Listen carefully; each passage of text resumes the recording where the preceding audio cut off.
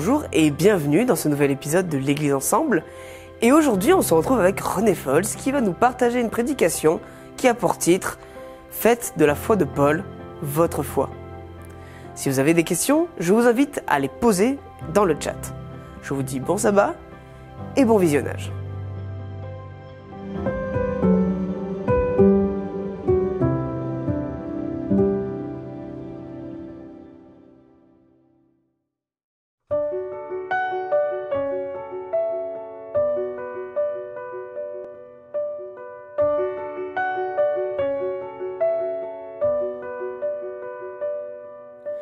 Cherchez d'abord le royaume de Dieu et sa justice, et toutes choses vous seront données en plus.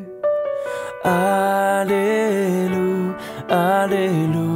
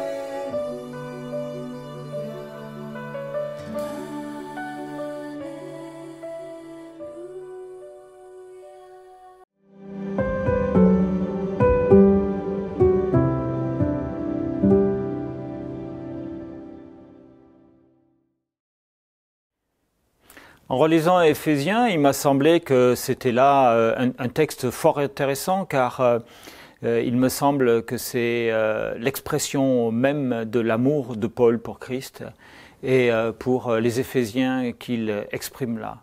En effet, chacune de ces paroles, de la première à la dernière lettre de cette lettre aux Éphésiens, nous parle de quoi? Elle nous parle de nous, elle nous parle de Dieu, elle nous parle de notre relation à l'immanence et à la grande puissance de Dieu, à son pardon, à son amour sans limite.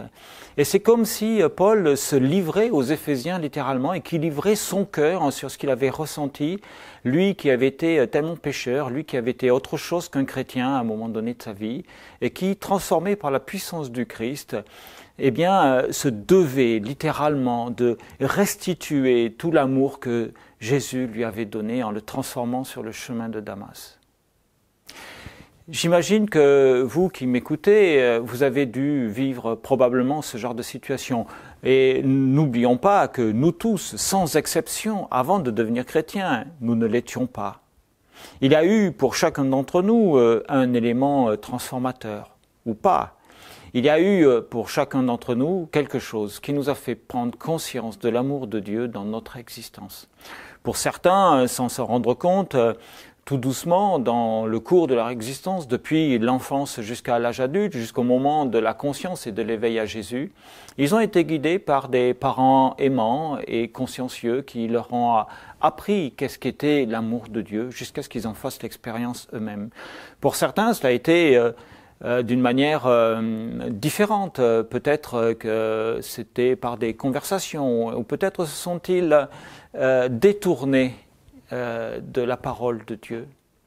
Pour ma part, j'ai reçu la parole de Dieu très tôt dans ma vie et j'ai eu une foi naturelle tout enfant où je me souviens demandant à ma maman dès l'âge de 4 ou 5 ans « Tiens, pourquoi est-ce qu'on va à l'église le dimanche ?» Oui, je ne suis pas d'une famille adventiste, je suis devenu très tardivement. Mais à ce moment-là, ça me paraissait déjà bizarre. Pourquoi le dimanche ? Et maman n'a pas su quoi me répondre à ce moment-là, mais elle m'a précisé que oui, il y en a qui font ça le samedi aussi. Et j'ai demandé alors pourquoi est-ce que nous ne le faisons pas le samedi ?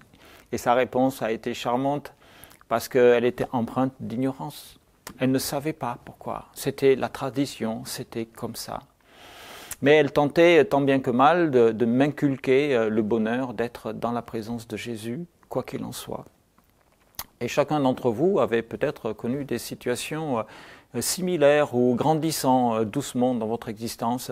Vous avez fait la rencontre de ce Jésus dont on parle tant.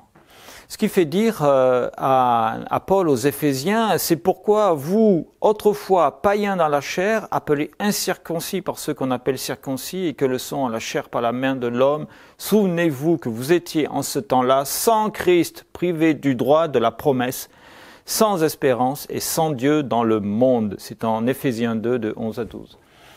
Eh bien, vous voyez, nous tous, nous avons traversé cette galère, si je puis dire, ce temps d'incertitude où nous ne connaissions pas Christ, ou peut-être avions-nous entendu parler de lui, ou peut-être venons-nous d'une famille chrétienne, mais sans trop savoir de quoi il s'agissait. Et peut-être même, tout comme moi je l'ai fait un jour, nous nous sommes détournés littéralement de l'Église pendant de très nombreuses années en nous demandant bien pourquoi on était tombé là-dedans un jour ou l'autre. Toujours est-il que Dieu est patient et qu'en ce qui me concerne, il m'a rattrapé. Et si vous m'écoutez, je pense qu'il vous a rattrapé aussi. Je ne sais pas quand, était-ce hier, était-ce il y a 1 an, ou bien est-ce en cours maintenant, ou bien êtes-vous convaincu depuis toujours ? Peut-être que vous me donnerez la réponse dans les commentaires que vous mettrez à la suite de cette vidéo. Mais en tous les cas, Paul, lui, il a reçu sur le chemin de Damas cette illumination, cet éblouissement qui l'a rendu aveugle, littéralement, aveugle au monde, comme si Dieu voulait maintenant le mettre complètement à part et le séparer de ce qu'il avait été pour le faire renaître en nouveauté d'homme, mais en nouveauté de lumière. Lorsque les écailles sont tombées de ses yeux, il a pu percevoir le monde différemment, car c'était bien l'un de ceux qu'il traquait qui venait lui porter cette onction spéciale et le baptême à la suite également. Et j'imagine sa terreur, mais sa joie aussi de cette rencontre soudaine avec celui qu'il avait si farouchement combattu comme étant une hérésie de son temps. Et maintenant, il était lui-même l'un de ceux qu'il avait pourchassés. Eh bien, en cheminant dans sa réflexion avec le Christ, il a dû être rempli de merveilles. Et ce sont toutes ces merveilles qu'il veut littéralement donner à l'ensemble de l'humanité, en commençant par les Éphésiens. Et dès le départ, cela commence fort, parce que tout ce texte nous rappelle qui nous sommes. Dans le chapitre 1, nous apprenons qui nous sommes. Nous apprenons quelle est l'importance de notre identité. Et cette identité, elle est en Dieu, ce Dieu qui en lui nous a élus avant la fondation du monde. Cela veut dire que nous ne sommes pas un hasard de la création, nous ne sommes pas quelque chose qui sommes tombés comme ça du ciel. Non, nous avons été prévus, nous avons été conçus par lui dans son esprit, dans l'esprit de Dieu, depuis le commencement de l'éternité. Pour autant qu'il y ait un commencement à l'éternité. Mais Dieu seul sait, et je pense qu'il nous donnera la solution lorsque nous le verrons à son retour. En tous les cas, comme je disais, nous ne sommes pas le fruit du hasard, nous sommes le fruit d'un amour incommensurable qui nous a mis dans l'univers qui a été créé en partie exprès pour nous. Si vous êtes des fans d'astronomie, vous voyez parfois ces images fantastiques qui sont prises par tous ces engins, tous ces satellites que l'on envoie dans l'espace, et la NASA est friande de nous envoyer sur les réseaux sociaux toutes ces images merveilleuses de l'espace, de ces nébuleuses et de tous ces endroits qui sont complètement inconnus, qu'on peut percevoir simplement de loin, mais où l'on sait avec certitude que ce sont des lieux qui sont remplis de millions et de milliards de mondes qui, probablement, peut-être, sont habités aussi quelque part là-bas au loin, même si on n'en a aucune certitude. Ce qui est absolument sûr, par contre, c'est que dans l'une de ces galaxies, dans une des branches excentrées du centre, vraiment dans un coin paumé de l'espace, il y a une planète qui s'appelle la Terre, et c'est notre maison. C'est l'endroit que le Seigneur a voulu pour nous et qu'il a fabriqué de ses mains pour que nous y soyons bien et qu'il a rempli entièrement de son amour. Et cet amour, malgré la chute d'Adam et Ève, est toujours présent. Et cet amour, il veut transpercer toutes les évidences, il veut transpercer les ténèbres, il veut écarter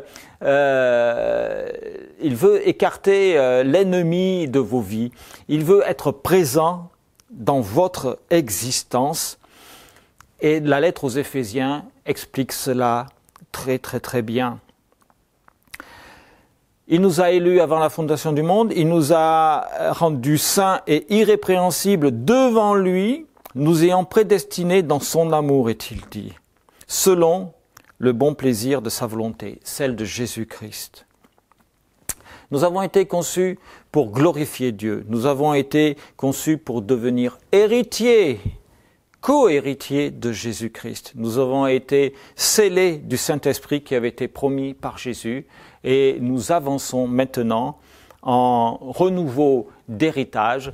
Nous ne sommes plus obligés de nous laisser brinque-baller à tout vent par les bons souhaits de l'ennemi. Non, nous avons un conciliateur, nous avons un réconciliateur avec nous. Jésus est venu, il nous a laissé l'Esprit Saint pour nous guider dans la voie qu'il a pour nous.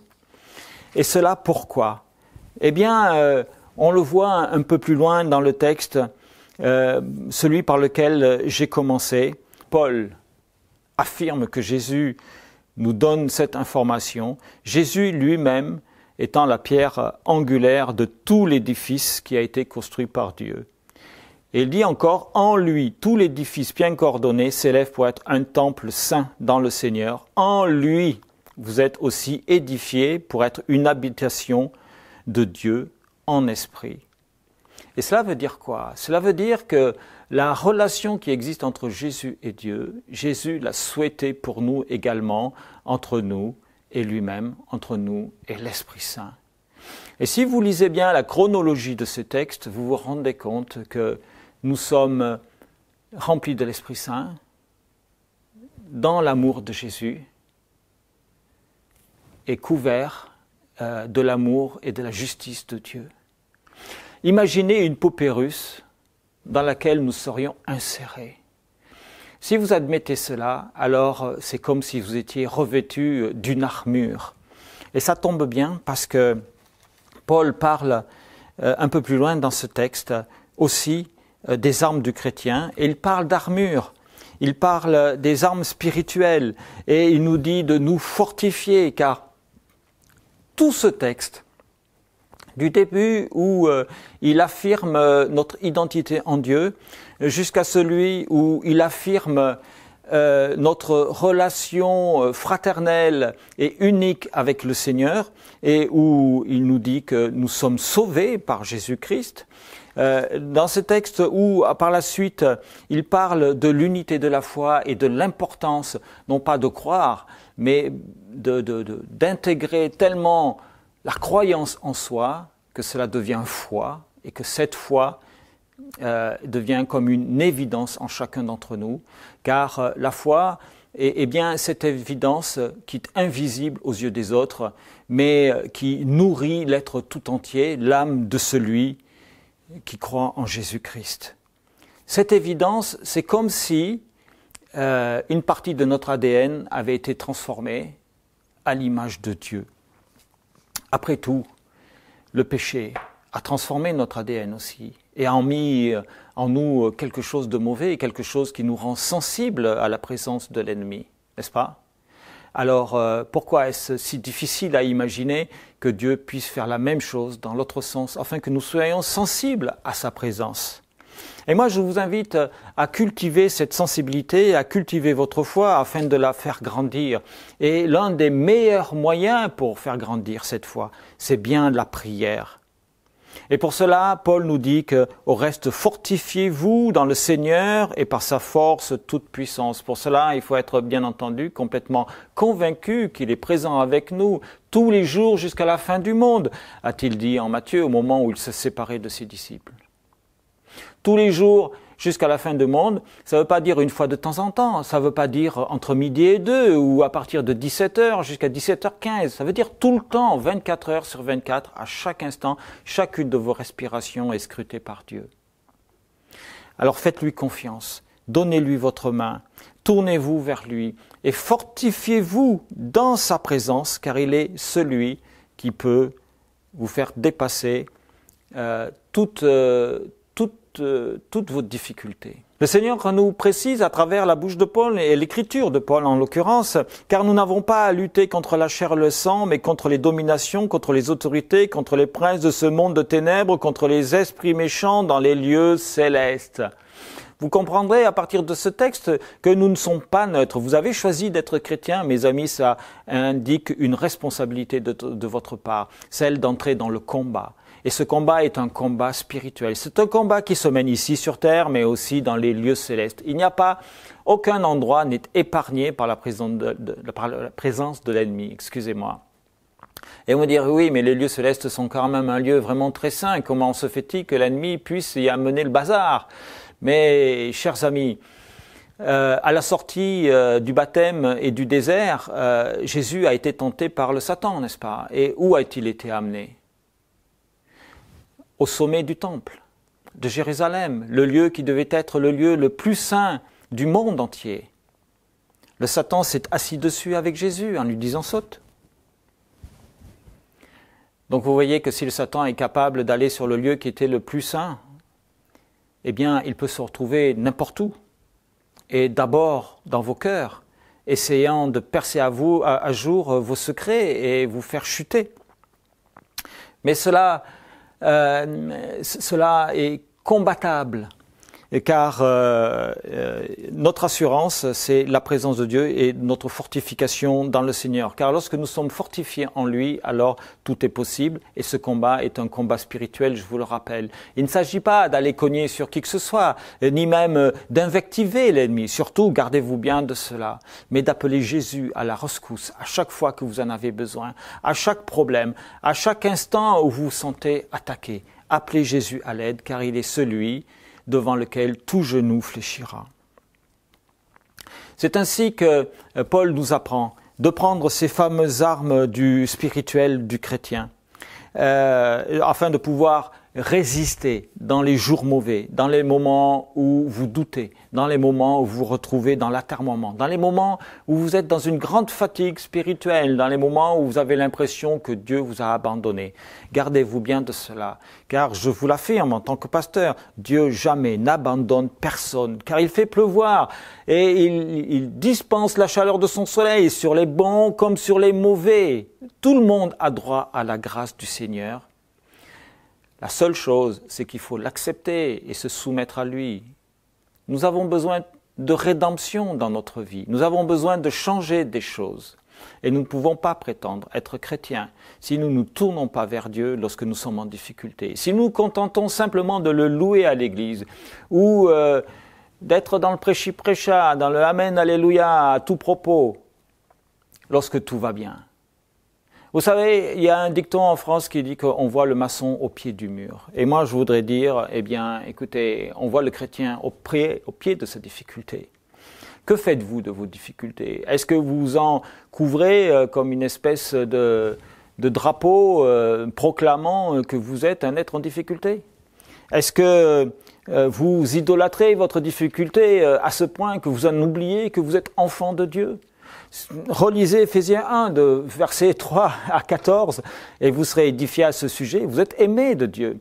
Vous êtes exceptionnels à ses yeux. Nous sommes tous exceptionnels à ses yeux. Et c'est bien pour cela qu'il nous donne la force de combattre.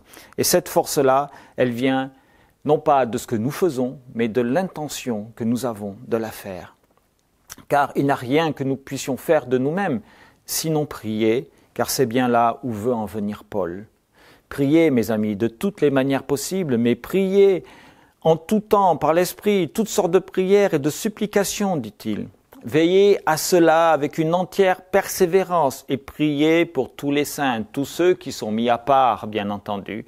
Eh bien, puisque nous en sommes là, je vous propose, vous aussi, de persévérer dans la prière et de continuer de prier pour tous ceux qui sont mis à part, de tous ceux qui vous mènent la parole à travers cet écran, de tous ceux qui viennent vous visiter par cette émission interposée, car nous avons, nous aussi, besoin de vos prières et de votre soutien afin de vous apporter un message de qualité, non pas notre message, mais celui que le Seigneur désire vous faire connaître.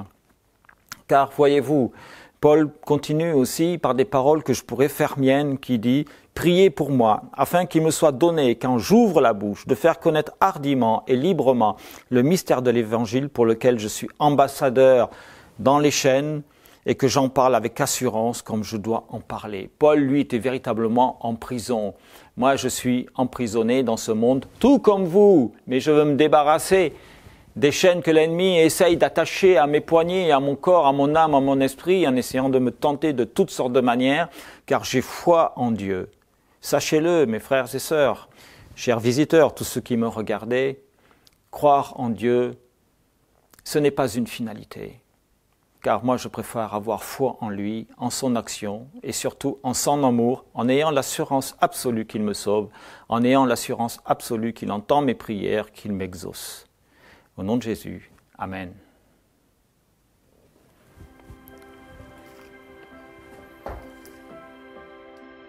Merci à René Fols pour ce temps de partage. Si vous le souhaitez, vous pouvez donner vos offrandes en cliquant dans le lien qui se trouve en description. Je vous dis bon sabbat et à la semaine prochaine.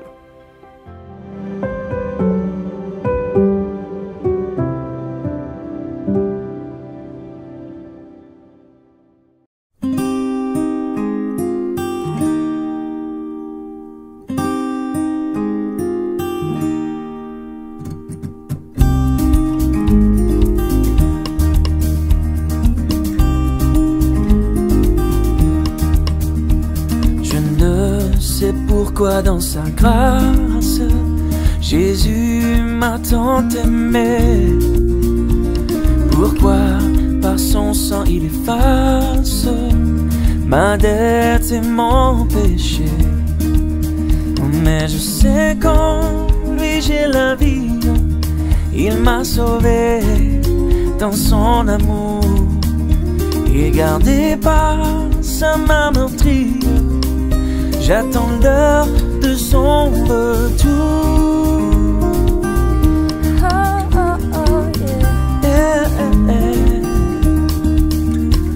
Je ne sais comment la lumière éclaire tout mon cœur. Comment je compris ma misère et reçu mon sauveur. Mais je sais qu'en lui j'ai la vie, il m'a sauvé dans son amour, et gardé par sa main meurtrie.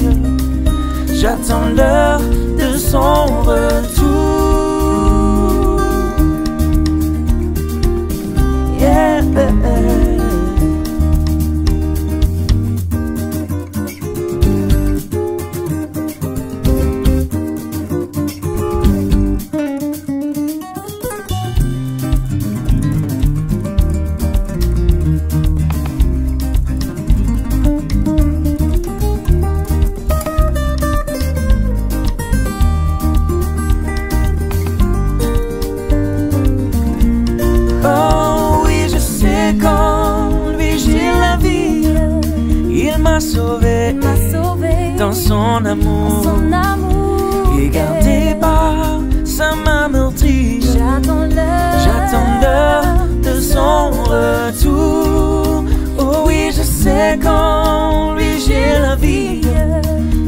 m'a sauvé dans son amour, et gardé par sa main meurtrie.